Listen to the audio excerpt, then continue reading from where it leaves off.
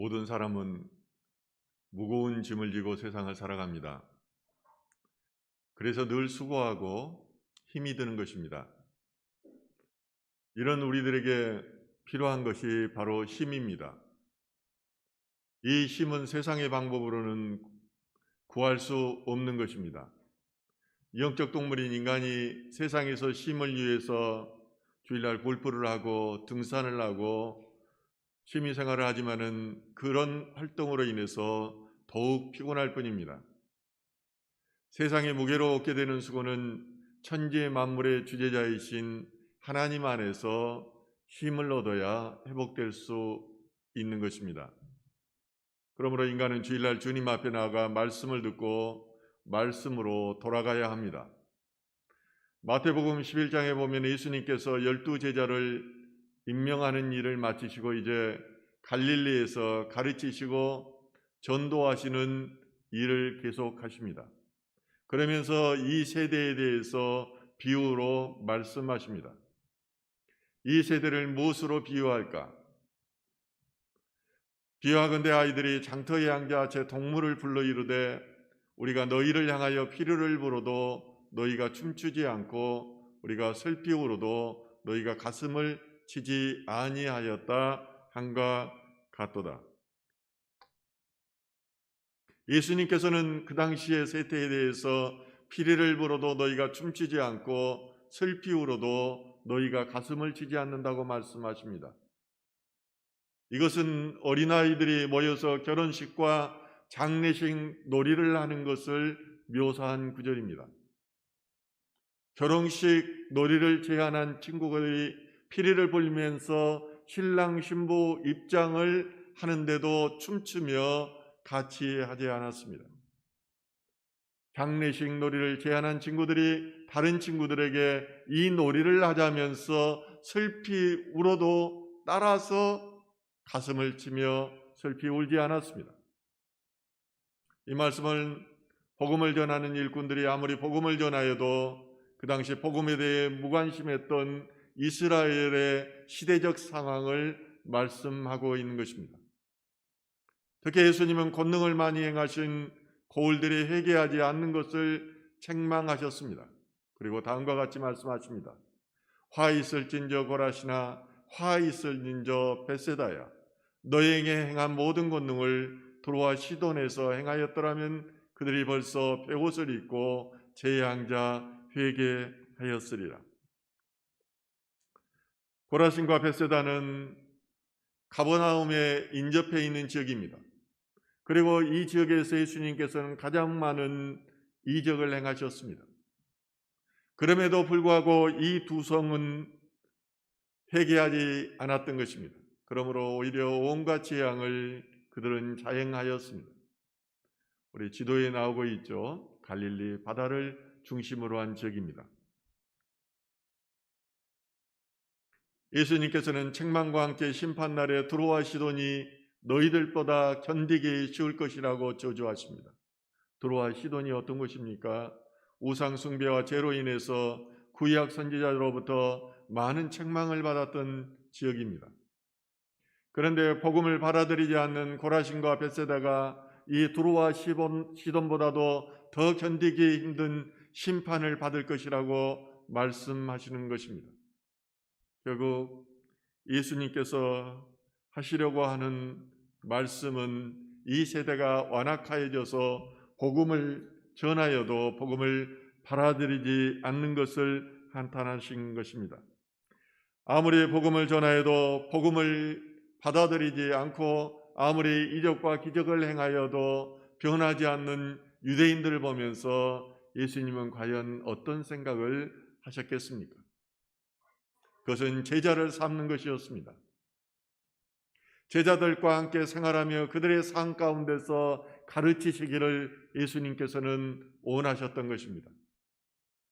그러므로 공생애를 시작하면서 나를 따르라고 말씀하시며 제자를 부르셨던 예수님께서 오늘 본문을 통해서 나에게 배우라고 말씀하십니다.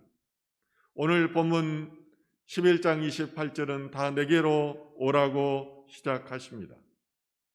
수고하고 무거운 짐진 자들아 다 내게로 오라. 내가 너희를 쉬게 하리라.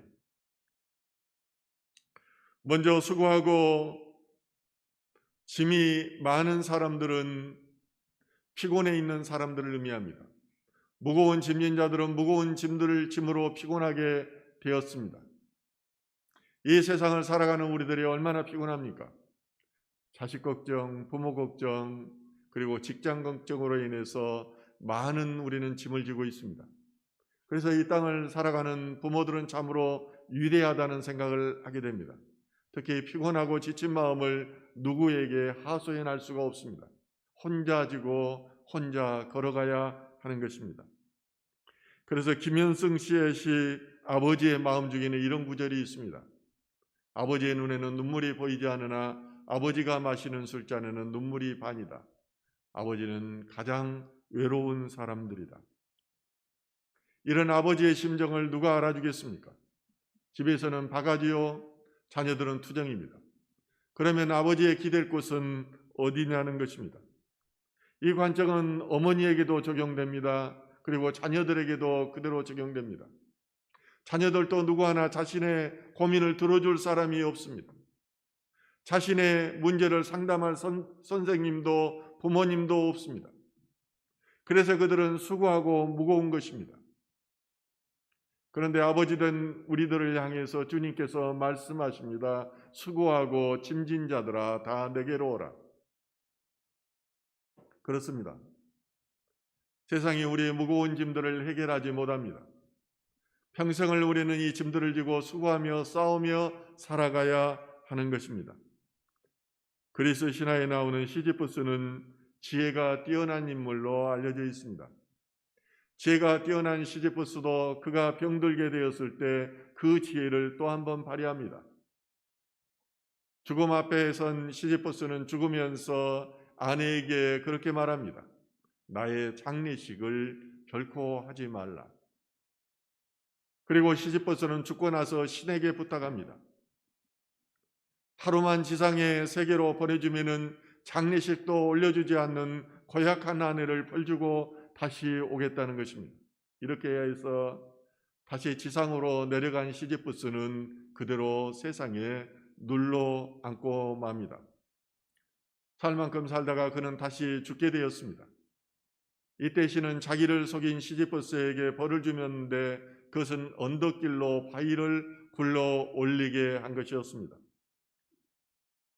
바위가 언덕 위에 거의 다 오르면은 다시 바위는 언덕 아래로 굴러 떨어집니다. 시지프스는 언덕 아래로 내려가서 그 바위를 계속해서 다시 언덕까지 올려야만 했습니다. 그리고 이것은 영원히 계속되는 형벌이었습니다. 시지프스의 신화는 끝없는 계속되는 인간 고통의 상징이기도 합니다. 죽음이라는 인간의 한계를 뛰어넘으려다가 그 대가로 형벌을 받은 시지프스의 모습이 바로 우리의 모습을 닮았기 때문입니다. 이처럼 부조리한 인간이 쉼을 얻을 수 있는 방법이 있습니다. 그것은 평안과 쉼을 주는 예수 그리스도 안으로 나아오는 것입니다. 인간은 시지프스처럼 자신의 지혜로 상과 죽음을 해결해 보려고 합니다. 그러나 그 지혜라는 것은 완전하지가 못하기 때문에 스스로가 부조리 안으로 갇히고 마는 것입니다. 왜냐하면 세상은 늘 목마르기 때문입니다. 돈과 명예에 목마르고 권력에 목마릅니다. 육신의 쾌락에 목마릅니다.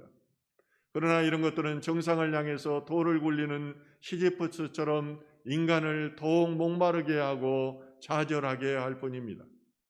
오직 방법은 영원히 목마르지 않는 생수를 공급하시는 예수 그리스도에게 돌아가는 것뿐입니다. 그러면 수고와 짐과 목마름으로 지친 영혼들이 예수님께 나아가서 하는 일이 무엇일까요? 그것은 예수님으로부터 배우는 것입니다. 그것이 인생의 문제를 해결하는 방법입니다. 인간의 지혜는 완전하지 못합니다. 인간의 지혜는 부조리로 허망한 결과를 가져올 뿐입니다. 그러나 예수님은 완전하신 분입니다.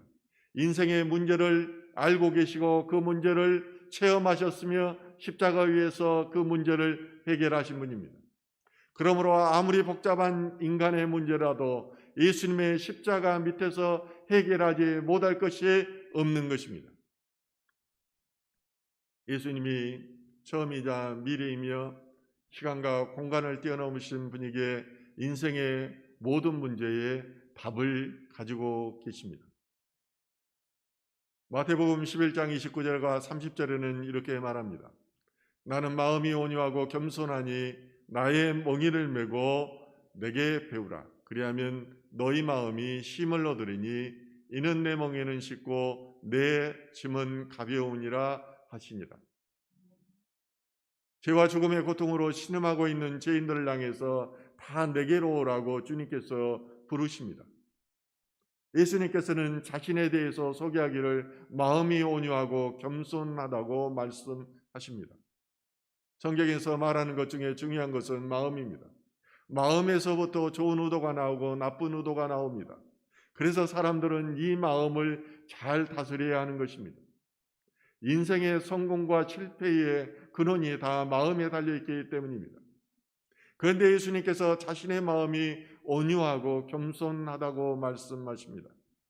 온유하다는 말은 마음씨가 착하고 부드럽다는 것입니다.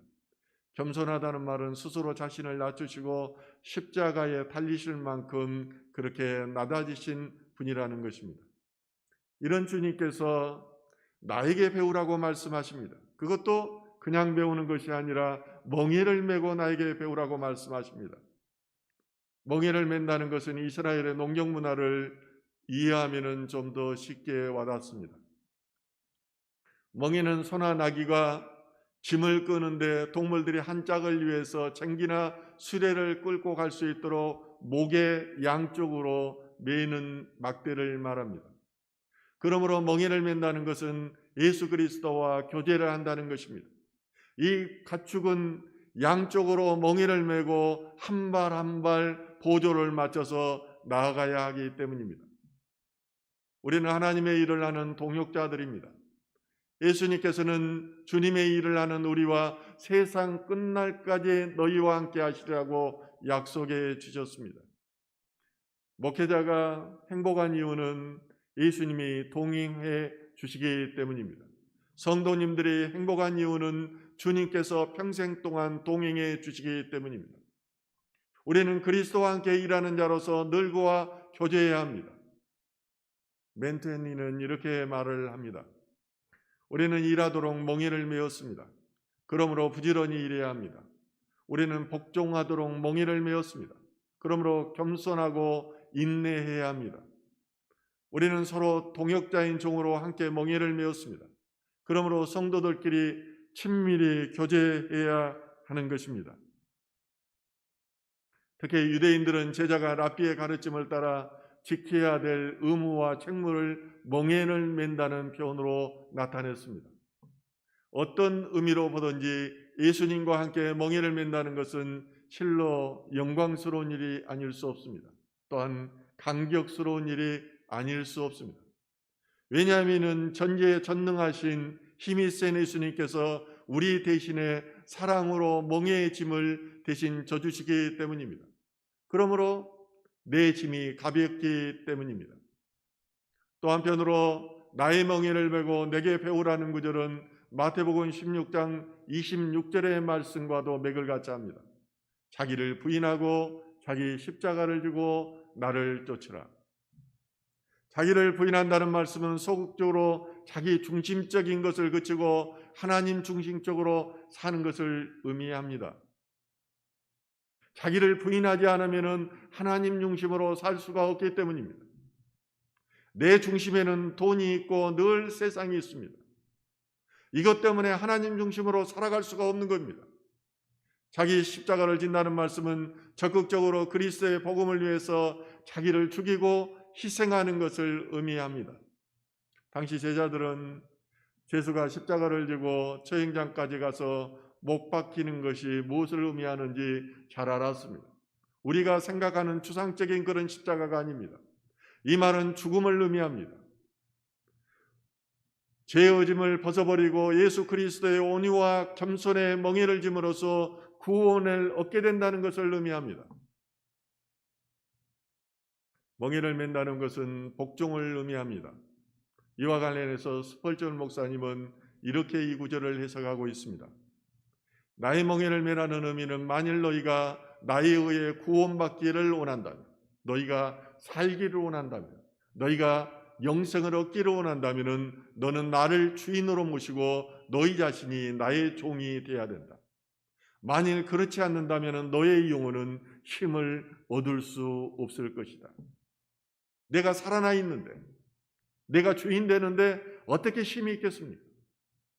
내가 전적으로 힘센 전능하신 예수님께 나의 모든 짐을 맡기지 않는 한 나는 평생 동안 시지프스의 신화에 나오는 주인공처럼 이렇게 짐지는 자로 살아가야 한다는 것입니다. 예수 그리스도를 주인으로 삼고 그에게 복종하지 않는 한 우리에게는 힘이 없습니다. 자녀의 문제가 있습니까? 그러면은 주님께 복종하십시오. 그러면 주님께서 자녀의 문제를 다 해결해 주실 것입니다. 부부관계에 문제가 있습니까? 내 의로, 나의 옳음으로 해결하려고 하지 마십시오. 예수 그리스도께 복종하십시오. 그러면 주님께서 문제를 해결해 주실 것입니다. 사업 때문에 힘들어합니까? 그러면은 예수 그리스도께 복종하십시오. 그러면은 주님께서 그 문제를 해결해 주십니다. 제가 그렇게 했더니 주님께서 해결해 주시는 것을 경험했기 때문에 저는 그렇게 전하는 것입니다. 수세기 동안 인간은 여러 형태의 교육 방법을 통해 지식을 연마해 왔습니다. 플라톤은 고정된 장소에서 3, 4년 동안 정기적인 교육을 최초로 실시한 인물입니다. 그의 제자 아리스토텔레스는 20년 동안 플라톤에게 배웠으며 학교를 세웠는데 그것이 바로 라이시엄이라는 것입니다. 그런데 플라톤의 학교보다 더 중요한 학교가 있습니다. 그것이 바로 예수 그리스도의 학교입니다. 예수님께서는 그 시대의 사람들에게 수고하고 무거운 짐진다들아 다 내게로 오라고 그들을 부르십니다. 그리고 그들을 가르쳤습니다. 바울은 제2차 전도여행 때 플라톤과 아리스토텔레스가 활동을 했던 아테네의 아레오파고에서 이렇게 설교합니다. 우주와 그 가운데 있는 만물을 지으신 하나님께서는 천지의 주제이시니 손으로 지은 전에 계시지 아니하시고 또 무엇이 부족한 것처럼 사람의 손으로 섬김을 받으시는 것이 아니니 이는 만민에게 생명과 호흡과 만물을 친히 주시는 이십니다. 이성과 철학을 논했던 최고의 아레오파고 법정에서 사도 바울은 하나님만이 참 신이시라고 논증합니다. 다른 것들은 다 사람의 손으로 만들었다는 것입니다. 결국 다 허망한 것들이라는 것입니다. 너희가 진정한 진리를 발견하기를 원한다면 하나님을 믿어야 한다는 것입니다. 그런데 그 하나님이 예수님입니다. 그러므로 우리는 예수에게서 배워야 하는 것입니다. 저는 지난주부터 제자도에서 설교를 하고 있습니다. 앞으로 몇 달 동안 제자도에 대해서만 저는 말씀을 전할 것입니다. 보통 우리는 제자가 된다는 것은 무거운 짐을 지는 것으로 생각합니다. 그래서 이 제자가 되면은 무거운 인생을 살 것이라고 두려워하기도 합니다. 그러나 그렇지 않습니다. 진정한 종교는 사람들에게 생명을 주고 신과 희망을 줍니다. 그러나 거짓 종교는 사람들에게 멍에를 씌우고 자유를 빼앗아 가는 것입니다. 한번 보십시오. 코로나로 인해서 가짜 목사들, 가짜 교인들이 다 드러나고 말았습니다. 가짜 목사들은 성도들을 착지하고 힘들게 합니다. 그들은 복음을 말하지만은 그 의도는 돈이 있습니다. 마음이 온유하고 겸손한 것이 아니라 마음이 강팍하고 얼굴에는 교만으로 가득해 있습니다. 그 안에 죄가 있기 때문에 얼굴에도 평화가 없는 것입니다. 예수님 당시에도 종교 지도자였던 바리새인들과 서기관들은 자기들도 지키지 못하는 율법과 의식을 강요했습니다. 그러므로 백성들뿐만 아니라 그들은 형식적인 삶을 살았고 진정한 신과 영혼의 유로를 얻지 못했던 것입니다. 예수님은 이처럼 거짓 종교 밑에서 고통당하고 있는 백성들에게 수고하고 무거운 짐진들아 다 내게로 오라 내가 너희를 쉬게 하리라고 말씀하십니다. 우리는 이 말씀의 의미를 잘 알아야 합니다. 예수를 믿고 예수를 영접하면은 하루아침에 모든 문제가 짱하고 해결되는 것이 아닙니다. 우리가 영혼의 자유함을 곧바로 얻는 것이 아닙니다. 예수를 믿고 영접해도 현실의 문제는 여전히 계속되는 경우가 많이 있습니다. 그런데 예수님과 함께 고난을 나누어지고 억지로 지는 것이 아니라 사랑하는 마음으로 자연하는 마음으로 이 고난을 지고 갈 때 인생의 고난이 가벼워지는 것입니다. 유명한 교부 어거스틴은 예수님이 우리에게 주시는 짐은 무거운 짐이 아니라 나를 수 있는 날개가 된다고 말씀하고 있습니다. 그러므로 예수님을 스승으로 모시고 그의 제자가 되어 제자 훈련을 받고 나면은 자기 짐이 가벼워지는 것입니다. 제가 중학교 때부터 존경하던 김영석 교수님이 계십니다.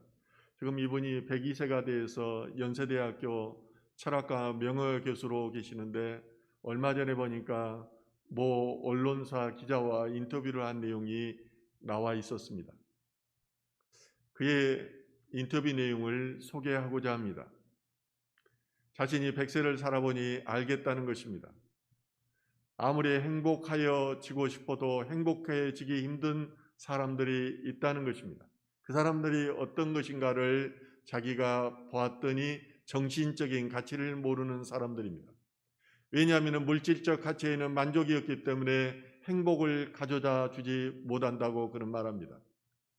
그러나 정신적 가치가 있는 사람은 만족이 합니다. 그런 사람들은 행복한 삶을 사는 것입니다. 두 번째는 이기적인 사람은 절대로 행복할 수가 없다고 말을 합니다. 다들 자신을 챙기고 내 이익을 챙기기 때문에 이기주의와 행복은 공존할 수 없다는 것입니다. 이 교수님은 이렇게 말합니다. 이기주의자는 자신만을 위해 삽니다. 그래서 인격을 못 가집니다. 인격이 뭔가요? 그건 인간관계에서 나오는 선한 가치입니다. 이기주의자는 그걸 갖추기가 어렵습니다. 그런데 인격의 크기가 결국 자기 그릇의 크기입니다. 그 그릇에 행복을 담는 것입니다. 이기주의자는 그릇이 작기에 담을 수 있는 행복도 작을 수밖에 없습니다. 교수님은 평생을 살면서 깨달은 인생의 지혜라는 것은 예수님께서 평소에 우리에게 가르치신 내용입니다. 그리스도 학교의 수업 일정은 우리의 일편성입니다. 그리고 커리큘럼은 예수 그는 누구인가 하는 것입니다. 요한복음 17장 3절은 이렇게 말씀하십니다. 영생은 곧 유일하신 참 하나님과 그가 보내신 자 예수 그리스도를 아는 것이니이다. 제임스 패크 박사는 하나님을 아는 것에 대해서 4가지로 함축하고 있는데 이 말씀은 영적일 뿐만 아니라 매우 실질적인 내용입니다. 그래서 저는 여러분과 같이 나누고자 합니다. 첫째로 하나님을 아는 것입니다. 하나님의 말씀을 듣는 것을 수반하며 성경께서 그것을 풀어주시고 자신에게 적용시킬 때 그것을 받는 일을 수반한다는 것입니다. 두 번째로 하나님을 아는 것입니다. 하나님의 말씀과 역사로 하나님의 본질과 성품을 나타낼 때 그것을 주목하는 것을 수반하는 것입니다. 그래서 하나님을 알기 위해서 신학교를 가는 것입니다. 한계가 있습니다. 교회에서 배우는 것. 저는 신학교를 3곳을 다니면서 미친 듯이 공부했습니다. 왜냐하면 하나님을 알기 위해서입니다. 셋째는 하나님의 초청을 받아들이고 하나님께서 명령하시는 것을 행하여야 된다는 것입니다. 넷째는 하나님께서 이 신적 교제로 이끌어 들어올릴 때 보여주는 사랑을 인식하고 즐거워하는 일을 포함한다. 이렇게 말을 하고 있습니다. 상당히 어렵죠. 그런데 저는 이 과정을 그대로 경험해 보았기 때문에 이 말의 의미를 잘 알고 있습니다. 이것은 매우 추상적이고 영적이어서 성령을 체험하지 않으면 이해하기가 힘듭니다. 또한 하나님을 체험하여도 그 부르심에 응답하고 순종하지 않는다면 하나님을 알지 못합니다. 이 네 번째 단계까지 가야 하나님을 안다고 할 수 있습니다. 이 단계에 이르러서야 온전히 헌신하고 충성하게 되는 것입니다. 내게서 배우라고 말씀하신 예수님께서는 오늘날도 성령을 통해서 우리를 가르치시고 계십니다. 예수님께서는 성령께서 제자를 인도하셔서 그들을 가르치시고 기억나게 하실 것이라고 말씀하셨습니다. 오늘날도 하나님의 사람들에게 성령께서 말씀으로 가르치시고 기억나게 하십니다. 제 친구 목사님에게는 성령께서 내가 눈이 없으니 말씀을 주겠다고 하면서 말씀을 줬다고 합니다. 저에게는 신령한 젖인 우유를 2잔 주심으로 말씀을 깨닫게 해주셨습니다. 그렇지 않았다면 저는 이 어려운 말씀을 도저히 이해할 수 없었을 것입니다. 그러므로 성도님들이 예수님의 제자가 되어 하나님과 예수님에 대해 알고 싶다면 말씀을 배워야 합니다. 말씀에 들어가면 성령이 역사하셔서 깨닫게 해주시고 생각나게 해주십니다. 저는 오늘 설교를 빌립보서 4장 6절과 7절 말씀을 전함으로 마치고자 합니다. 아무것도 염려하지 말고 다만 모든 일에 기도와 간구로 너희 구할 것을 감사함으로 하나님께 아뢰라. 그리하면 모든 지각에 뛰어난 하나님이 평강이 그리스도 예수 안에서 너희 마음과 생각을 지키시리라. 사랑하는 성도 여러분, 예수님께서 우리를 부르셔서 또 예수님 안에서 배우라고 말씀하십니다. 우리 모두가 그리스도의 제자로서의 그리스도의 인격과 일과 생활을 배워야 됩니다. 여러분의 성품이 그리스도를 닮아서 성화되어져야 하는 것입니다. 그리 되기를 주님의 이름으로 축원드립니다.